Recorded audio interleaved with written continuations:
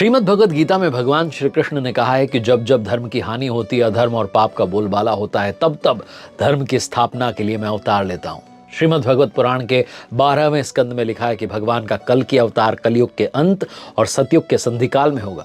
भगवान श्री राम और भगवान श्री कृष्ण का अवतार भी अपने अपने युगों के अंत में हुआ था। इसलिए जब कलयुग का अंत आएगा तो भगवान कल की जन्म लेंगे। हमारे धर्म ग्रंथों में एक श्लोक आता है, संभल ग्राम मुख्यस्य ब्राह्मणस्य महात्मना भगवन विष्णु यशसः कल्कि प्रादुर्भविष्यति।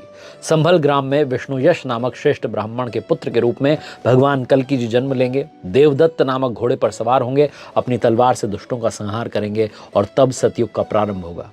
भगवान विष्णु का अवतार कल्कि अवतार के रूप में जाना जाएगा। इस अवतार में उनकी माता का नाम सुमति होगा। 3 बड़े भाई होंगे, सुमंत, प्राज्ञ और कवि के नाम से जाने जाएंगे। याज्ञवल्क्य जी पुरोहित और भगवान परशुराम जी उनके गुरु होंगे। भगवान श्री कल्कि जी के 4 पुत्र होंगे, जय, विजय, मेघमाल और बलाहक, और उनकी जो पत्नी है उनका नाम वैष्णवी रूपी रमा और लक्ष्मी रूपी पद्मा होगा। महाभारत और बहुत सारे धर्म ग्रंथों के रचयिता महर्षि वेदव्यास जी ने हजारों वर्ष पूर्व ये भविष्यवाणी की थी कि जैसे जैसे कलयुग का समय बीतेगा, धरती पर पाप बढ़ेगा, अत्याचार बढ़ेगा, व्यक्तियों में संस्कारों का नाश होगा, कोई गुरु की नहीं सुनेगा, वेदों को नहीं मानेगा, अधर्म अपने चरम पर होगा। तब भगवान कल्कि अपने गुरु भगवान परशुराम के निर्देश पर भगवान शिव जी की तपस्या करेंगे, दिव्य शक्तियों को प्राप्त करेंगे और उसके बाद देवदत्त घोड़े पर सवार होकर पापियों का संहार करेंगे और धर्म का पताका लहराएंगे। उसी के बाद सतयुग की शुरुआत होगी। आप देख रहे हैं कथाएं में आरजे कार्तिक। आज की कथा है भगवान श्री कल्कि की। अग्नि पुराण में भगवान कल्कि अवतार के स्वरूप का चित्रण होता है, जिसमें भगवान तीर कमान के साथ घुड़सवारी जो है करते हुए नजर आते हैं और कहा जाता है कि भगवान का स्वरूप 64 कलाओं से परिपूर्ण होगा। सफेद रंग के घोड़े पर सवार होंगे। श्रावण मास में शुक्ल पक्ष की षष्ठी तिथि को भगवान कल्कि अवतार लेंगे। हालांकि उनके अवतरण से पहले ही जयपुर के संस्थापक सवाई जयसिंह द्वितीय ने 1739 में जयपुर में भगवान कल्कि जी के मंदिर का निर्माण कराया था। भगवान विष्णु जी के 10वें अवतार कल्कि जी का जो मंदिर है वो हवा महल के सामने जो परकोटा क्षेत्र है वहाँ दक्षिणायन शिखर शैली में कराया गया था उस मंदिर का निर्माण, और यहाँ भगवान कल्कि के स्वरूप को प्राण प्रतिष्ठित किया गया। साथ ही इस मंदिर के अहाते में एक छतरी नुमा जो गुमटी है उसमें पीले संगमरमर से बनी अश्व की प्रतिमा है। कहा जाता है कि इस अश्व की प्रतिमा का पिछले पैर का खुर जो है खंडित है, इसके पैर में घाव है। जैसे जैसे घाव भरता जा रहा है समय के साथ, और जिस दिन ये घाव पूरी तरीके से भर जाएगा उसी दिन भगवान विष्णु के 10वें अवतार भगवान श्री कल्कि का जन्म होगा, जो अपने शत्रु कली पुरुष का संहार करेंगे, जो बहुत बड़ा शक्तिशाली राक्षस होगा। कली पुरुष के प्रभाव से लोगों को मुक्त कराएंगे। ये वही कली पुरुष है जिसे समुद्र मंथन के समय अमृत की कुछ बूंदें मिल गई थी, जो बहुत माहिर योद्धा होगा उसका संहार करेंगे और नर लीला भगवान करेंगे, जिसे देख करके लोक परलोक के प्राणी धन्य हो जाएंगे। कहा जाता है कि अनेक देवी देवता भी उनके पृथ्वी पर आने के पूर्व अपना अवतार ले चुके होंगे। बड़े बड़े ऋषि महात्मा देवी देवताओं के अवतार होंगे जो जन्म ले चुके होंगे। लेकिन अब बात कर रहा हूं उनकी जो भगवान कल्कि की मदद करेंगे और वो पहले से ही धरती पर हैं। ये कौन है, आइए इनके बारे में बात करते हैं। आपके भी बुजुर्गों ने आपको आशीर्वाद दिया होगा, चिरंजीवी भव। चिरंजीवी यानी चिरकाल तक जीवित रहने वाला। कहा जाता है पृथ्वी लोक पर 7 चिरंजीवी हैं, और ये जो 7 चिरंजीवी हैं ये मदद करेंगे भगवान श्री कल्कि की जब महायुद्ध होगा। माना जाता है कि ये भगवान श्री कल्कि की मदद करेंगे और कलयुग को वापस सतयुग में ले जाएंगे, क्योंकि कलयुग में भगवान के अवतार को मार्गदर्शन और शिक्षा देने में सक्षम कोई शिक्षक नहीं मिलेगा, इसलिए 7 चिरंजीवी बनाए गए। सबसे पहले चिरंजीवी की बात कर लेते हैं, भगवान श्री परशुराम जी। भगवान श्री विष्णु जी के 6ठे अवतार भगवान श्री परशुराम जी चिरंजीवी कैसे बने, उसके पीछे एक कथा है। कहा जाता है एक बार उनके पिता बहुत क्रोध में थे और क्रोध में आकर भगवान परशुराम जी से कहा कि आप अपनी माता का शीश काट दीजिए। ऐसे में परशुराम जी ने अपने पिताजी की बात का सम्मान किया और अपनी माँ का शीश काट दिया। उनके पिता प्रसन्न हुए और कहा कि कोई भी वरदान मांग लो। तब भगवान परशुराम जी ने मांगा कि माता को जीवित कर दीजिए और उनकी स्मृति जो है भुला दीजिए। जब पिताजी प्रसन्न हुए तो उन्होंने कहा कि मैं आपको पृथ्वी के अंत तक जीवित रहने का वरदान देता हूं, आप चिरंजीवी होंगे। कलयुग के अंत में भगवान कल्कि के गुरु बनेंगे और उन्हें 64 महाकौशल विद्या सिखाने में मदद करेंगे। कहा जाता है भगवान श्री राम जी के पास और भगवान श्री कृष्ण जी के पास भी इतनी महाकौशल विद्याएं नहीं थी।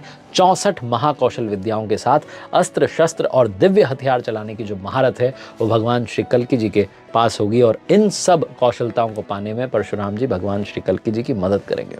दूसरे चिरंजीवी की बात करते हैं जो हैं राजा बलि। राजा बलि जो कि असुरों के राजा थे, बहुत शक्तिशाली थे। एक बार उनके गुरु शुक्राचार्य ने उनसे विश्व विजयी यज्ञ करने को कहा। जिससे पूरी पृथ्वी उनके वश में हो जाती।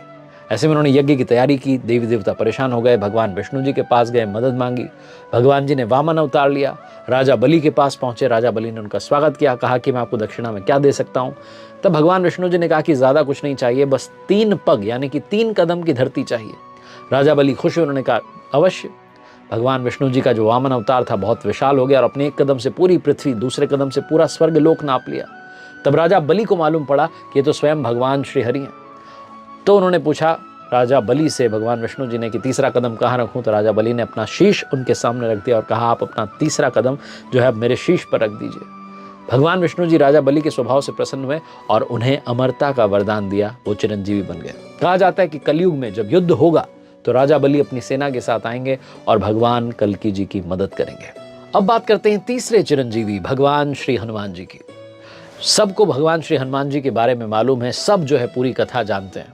वो दूसरों का घमंड तोड़ने में, सही रास्ता दिखाने में सबसे उत्तम है। भगवान श्री हनुमान जी आज के समय में पृथ्वी पर हमारे साथ हैं, उनका आशीर्वाद हमारे साथ है। एक कथा है कि जब भगवान श्री राम को अपने धाम वापस जाना था तो उन्होंने हनुमान जी के साथ एक रचना रची। राम जी ने अपनी एक अंगूठी एक जमीन की धरती की जो दरार थी उसमें फेंक दी और दरार पाताल लोक तक जाती थी।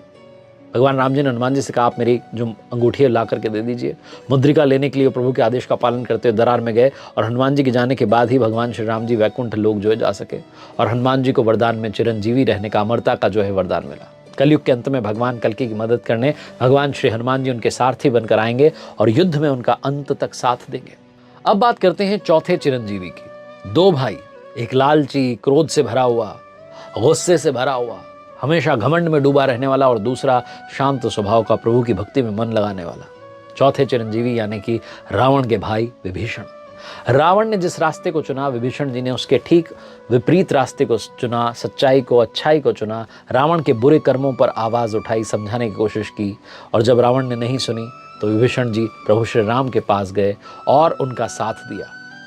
कह पाना मुश्किल है कि विभीषण जी को अमरता का वरदान प्राप्त कब हुआ, लेकिन कहा जाता है कि द्वापर युग में जब युधिष्ठिर जी का राज्याभिषेक हो रहा था तो विभीषण जी सहदेव जी से मिले थे, ऐसी कथाएं। और माना जाता है कि विभीषण जी को भी अमरता का वरदान प्राप्त है। विभीषण जी ने जिस अच्छाई का साथ दिया उसी तरीके से विभीषण जी एक बार फिर से भगवान श्री हनुमान जी के साथ कलयुग के अंत में अच्छाई का साथ देंगे और भगवान श्री कल्की का साथ देंगे। 5वें चिरंजीवी की बात करते हैं जो है अश्वत्थामा। गुरु द्रोणाचार्य का बेटा अश्वत्थामा, जिसे अपने पिता के कारण अमर होने का वरदान मिला। वरदान ऐसा जिससे बीमारी, भूख, प्यास, हथियार के हमले कुछ नहीं बिगाड़ सकते। आगे चलकर के अश्वत्थामा ने दुर्योधन से दोस्ती की, महाभारत के युद्ध में अपनी अमरता के घमंड के चलते कौरवों का साथ दिया और इतनी गलतियां की कि भगवान श्री कृष्ण ने अमरता के घमंड को श्राप में बदल दिया। शरीर से हमेशा तुम्हारे दुर्गंध आएगी, भूखे प्यासे रहोगे, कोई मदद नहीं कर पाएगा। लेकिन कहा जाता है कि कलयुग के अंत तक अश्वत्थामा को अपनी गलती का एहसास होगा कि कितनी बड़ी गलती की, और पश्चाताप करते हुए कलयुग के अंत में जब महायुद्ध होगा तो अपनी कौशलताओं का इस्तेमाल करेगा जो कि महाभारत के युद्ध में की थी, और कलयुग के इस महायुद्ध में भगवान श्री कल्की जी का साथ देगा। अब बात करते हैं छठे चिरंजीवी भगवान वेदव्यास जी की, जिन्हें ज्ञान का देवता कहा जाता है, जिन्होंने वेदों को 4 भागों में बांटा है, ऋग्वेद, यजुर्वेद, सामवेद, अथर्ववेद। इसीलिए उन्हें ब्रह्मांड का सबसे सर्वश्रेष्ठ लेखक कहा जाता है। भगवान वेदव्यास जी जिन्होंने अपने जीवन काल में 18 पुराण लिखी, जिनका ज्ञान पूरे ब्रह्मांड में फैला हुआ है। माना जाता है कि जब कलयुग में भगवान कल्की का जन्म होगा तो भगवान कल्की को भगवान वेदव्यास जी वेदों और लिखी गई हर एक पुराण का ज्ञान प्राप्त कराएंगे, जो कि युद्ध में उनकी सहायता करेंगे। और अंत में बात करते हैं 7वें चिरंजीवी आचार्य की, यानी कि कृपाचार्य की। कृपाचार्य जो कि कौरवों के, पांडवों के गुरु थे, शिक्षक थे। महाभारत युद्ध के सबसे शक्तिशाली योद्धाओं की बात आती है तो उनका नाम आता है। एक बार उन्होंने महाभारत के युद्ध में अर्जुन से, धनुर्धर अर्जुन से भीषण युद्ध किया था। भले वो युद्ध में कौरवों के साथ थे, लेकिन पांडवों के साथ कभी उन्होंने अन्याय नहीं किया, और उनके इसी भाव को देख करके कहा जाता है भगवान श्री कृष्ण ने उन्हें अमरता का वरदान दिया। उन्हें बच्चे की मेंटालिटी को बहुत अच्छी तरीके से समझने वाला माना जाता है, क्योंकि शिक्षक थे। इसलिए कहा जाता है कि कल्की जो अवतार होगा, भगवान श्री कल्की की जो प्रारंभिक शिक्षा होगी वो कृपाचार्य जी देंगे। अब बात करता हूँ धार्मिक ग्रंथ क्या कहते हैं, भगवान श्री कल्की का कब अवतार होगा। कलयुग का प्रारंभ कहा जाता है 3102 ईसा पूर्व से हुआ था। तब भगवान श्री कृष्ण ने पृथ्वी लोक से विदा लिया था। तब कलयुग का प्रथम चरण शुरू हो चुका था। कहा जाता है कि पृथ्वी पर कलयुग का जो इतिहास है 4,32,000 वर्षों का होगा। 3102 और 2024 5126 साल जो है कलयुग के बीत चुके हैं। अभी भी 4,26,874 साल बचे हुए हैं। धार्मिक ग्रंथ ये कहते हैं कि कलयुग के अंत में भगवान कल्की का अवतार होगा वो आएंगे, अधर्मियों का अंत करेंगे और फिर से सतयुग की स्थापना करेंगे। हालांकि अभी कलयुग का बहुत कम समय बीता है, इसलिए इस अवतार के होने में काफ़ी समय जो है शेष है। अभी तो आप और हम सिर्फ प्रतीक्षा कर सकते हैं कि कब भगवान कल्कि जो हैं इस धरा के उत्थान के लिए धरती पर जन्म लेंगे। आज के इस वीडियो में कथाएं विद आरजे कार्तिक में इतना ही। देखते रहिए हर सोमवार सुबह 9:30 बजे मेरे साथ एक नई कहानी मेरे सोशल मीडिया हैंडल्स पर।